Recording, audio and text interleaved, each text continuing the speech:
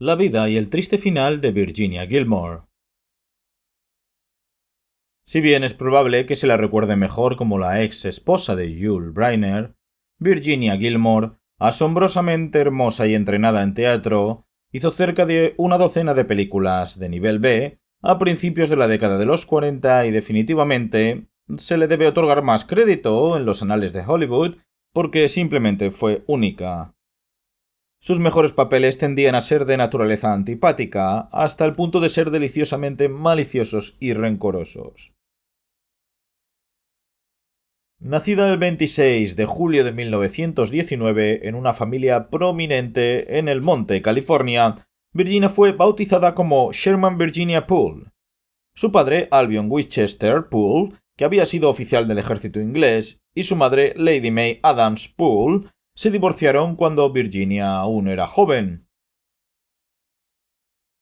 Más tarde dejó caer su primer nombre, tomó su segundo nombre como su primero y adoptó el apellido de su padrastro, Gilmore. Fue educada en Hollywood en el Immaculate Heart Convent hasta que la familia se mudó a Burlingame, cerca de San Francisco, en su adolescencia.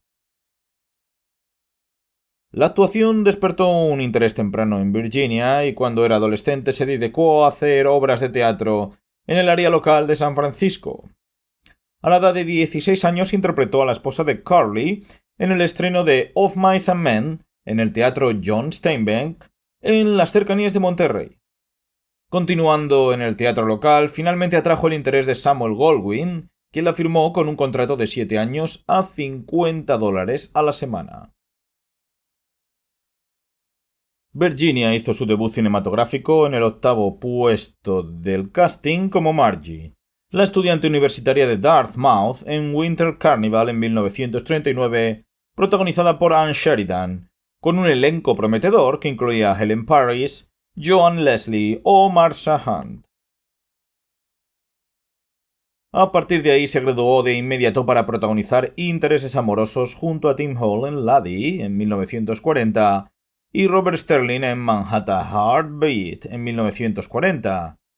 Una enérgica protagonista en Jenny en 1940 la llevó a ser coprotagonista con César Romero en Alto, Moreno y Guapo de 1941 y como parte de un triángulo amoroso entre Robert Young y Randolph Scott en Western Union en 1941, que fue dirigida por Fritz Lang de la novela de Zane Grey.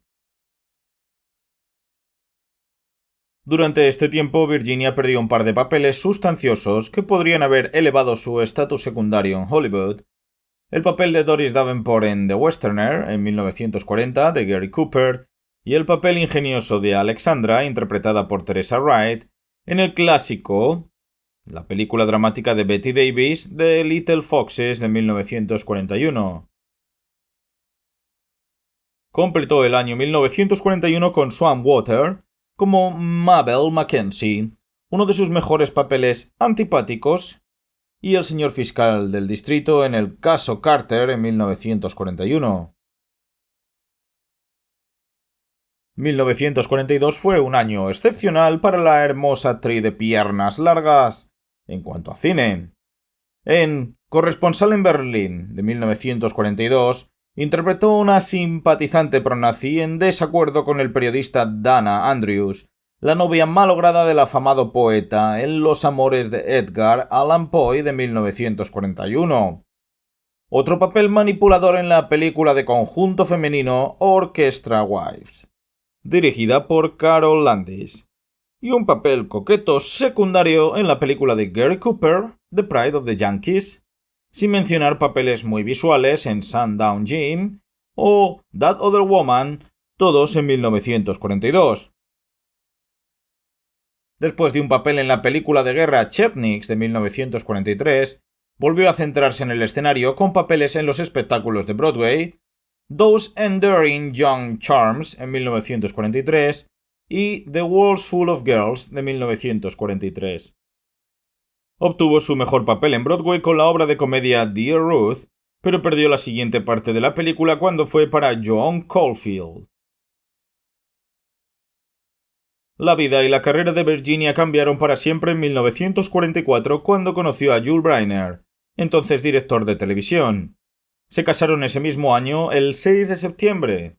Continuó en el escenario con Dunnigan's Daughter en 1945 y Trackline Café en 1946, después de que terminase su contrato con Goldwyn con el vehículo Wonder Man de Danny Kaye de 1945.